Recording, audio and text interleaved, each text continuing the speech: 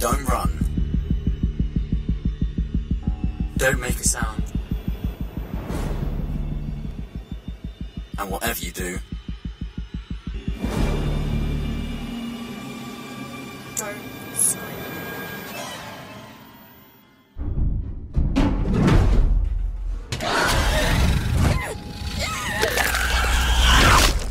Alien Isolation. Experience the terror.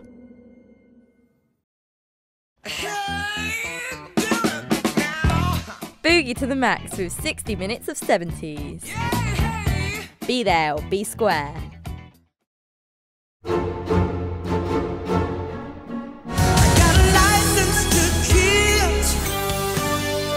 Welcome to Sounds of the Cinema.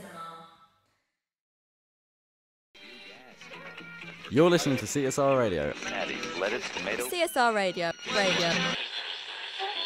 On 97.4 FM. You're listening to Retro Radio. Retro Radio. Bringing you nothing but the classics. On 101.5 FM. I am performing in the play The Mousetrap, which the Drama Society are putting on this year, and I am playing the character of Miss Casewell. It's an Agatha Christie, so it's a crime thriller. It's a bit of a twist at the end, which is nice, and the audience are generally asked if they could not reveal the whodunit at the end. I gather our hostess had to cook the lunch. All very haphazard and amateurish. There should be a proper stuff. Not very easy to get nowadays, though, is it? No. We've got something quite interesting about the set that we've chosen, is that there's a lot of exits, and that really adds to the comedy this year. Lots of people running on and off, which is really difficult to rehearse, but it will be funny when you watch it. And as well, we've got an idea for a fireplace that will go across the front of the stage, which will give you a really sort of eerie effect of the manor. Sorry. You made... That's quite all right. You made... I've known her under the name of Lion. Lion wasn't her real name. What we do at the start of each term, the cabinet choose a couple of different plays. So this time around we had a choice of the 39 Steps, the Mousetrap, One Man, Two Governors. But it was so we then go along to the cabinet and say, this is what we've got, and this is what each one is about quickly, and then they get a vote. And we've done it before that. We've also been like, we could do a showcase, so everybody else kind of brings it along. But frankly, yes, that's the idea. But why? That's what I'm here to find out. But the whole thing's crazy. Yes, sir. It's because it's crazy that it's dangerous. Nonsense! I must say, it's a bit far-fetched. Even if acting's not your thing, there's all kind of backstage stuff, helping make the costumes, the sets, helping with the tech and lighting, and all that sort of stuff. Aren't there any backstairs? Oh yes, nice backstairs. Very convenient if there was a fire. Then why not use them? And all the housework should have been done in the morning before lunch. The costumes are quite individual to each character, and there's lighting changes, especially at a point where the plot changes. It's a lot about how the actor uses the set, because there's the same set for the whole play, but obviously each character's going to interact with it differently. Coming to that, madam, a notebook was picked up near the scene of the crime. In that notebook was written two addresses. One was 24 Golden Street, the other was Moxwell Manor. It will be in Anselm Hall, and it will be on the 4th of December and the 30th of November.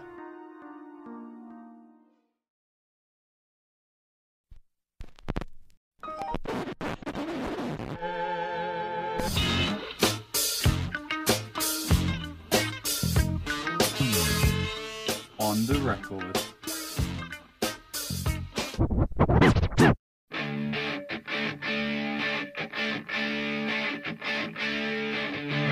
What I remember about the 70s was a total lack of money with wages, so you couldn't afford to buy many records. So you'd have to wait week after week and month after month. I remember the Bay City Rollers. I was quite young. I was in primary school. I remember the tartan trousers and the scarves, and I like the Osmonds in the 70s. Obviously it was all the Grease music, which was those eras. Queen. The biggest start, when I first started listening, was David Essex. Queen, the Bee Gees, Mark Bolan and T-Rex, ABBA. Then after that it was David Bowie and Pink Floyd. David Bowie. David Bowie. blues and dance the blues. It was quite common to listen to the radio on a Sunday evening and record from the radio on the cassette, so you could then know all the up-to-date music. The worst thing was, though, the man always used to speak at the end of the record, so he was quickly trying to press pause as he was speaking so you could get the whole record, but you never could. But we used to record people. If they was talking, you used to stand behind the door and record them, and used to play it back to them. You can go your own way. I used to listen to my music on vinyl records, or the radio, or cassette recordings. Those days we had more tapes, and then... No, actually it wasn't. It was more vinyls, and then it was tapes. Well, I had numerous record players. I didn't have great volume, so the only thing you could do is get the headphones. That's the best way to do it.